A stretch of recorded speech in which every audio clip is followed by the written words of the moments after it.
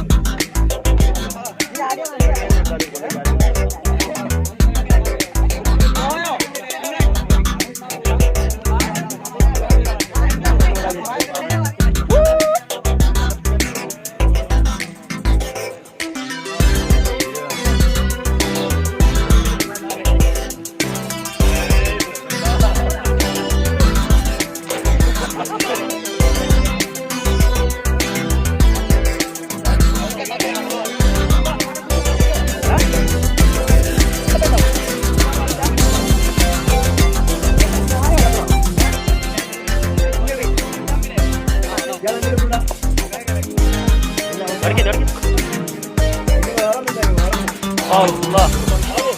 കാട്ട അതൊക്കെ ഒന്ന് കാണിക്കും കുളിക്കുന്നതാണ്.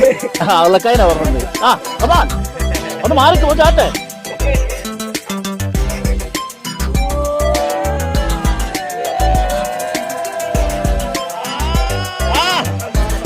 അത് 100 രൂപയ്ക്കുള്ളത്.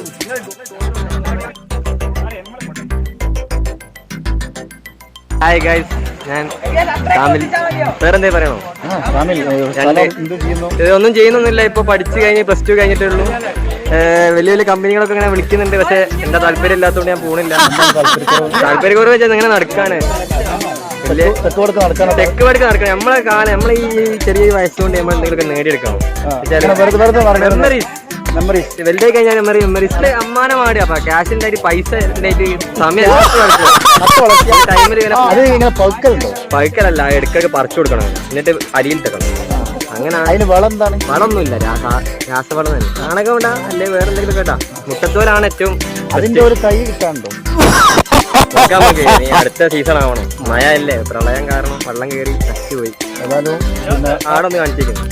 ഏറ്റവും കൂടുതൽ വെള്ളത്തിൽ 5 മിനിറ്റ് നിന്ന ആളാണ് താമര എന്നറിയപ്പെടുന്നത്. താമര എന്ന് പറഞ്ഞ അൻവർ ആമ്പൽപ്പൂ.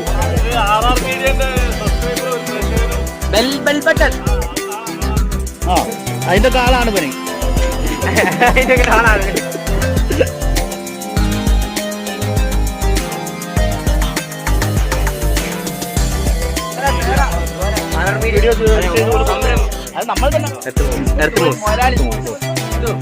വലിയൊരു കമ്പാനിയേക്കാൾ അങ്ങനെ നോട്ടെ. മറ്റേ 2 റിസർവ് ബാങ്ക് ഉണ്ട്, ഒന്ന് കൂടത്തായിട്ട് ഇടുന്നുണ്ട്. പിന്നെ ഒന്ന് താമരശ്ശേരി ചുങ്കത്തൊന്ന്.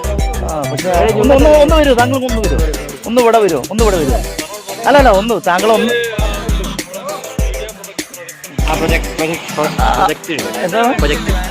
ചെറിയൊരു പ്രൊജക്റ്റിലാണ് അദ്ദേഹം, തിരക്കിലാണ്. പാവാണ്. ഈ അങ്ങാടി തന്നെ അങ്ങാടി തന്നെ അദ്ദേഹത്തിന്റെ വേഷരൂപങ്ങളൊക്കെ കണ്ടു കഴിഞ്ഞാല് 5 ഒന്ന് തിരിഞ്ഞു നോക്കോ? അപ്പൊ ഇവിടെ ഒരു കുളി ഇങ്ങനെ നടന്നുകൊണ്ടിരിക്കുന്നുണ്ട്. നമ്മളിവിടെ കട്ട ഇങ്ങനെ വിട്ടുകൊണ്ടിരിക്കുന്നുണ്ട്. ഒരു കല്യാണം കഴിച്ചിട്ടില്ല അവന് നമുക്ക്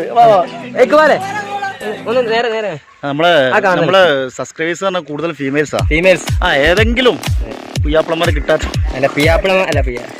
മെട്രോ സ്റ്റേഷന്റെ എഞ്ചിനീയറാ. ഒന്ന് താങ്കളെ മുഖം ഒന്ന് പരിചയപ്പെടുത്തി കൊടുക്കാം. ദുബായ് മെട്രോ സ്റ്റേഷന്റെ എഞ്ചിനീയർ ആണ് ഇപ്പോ.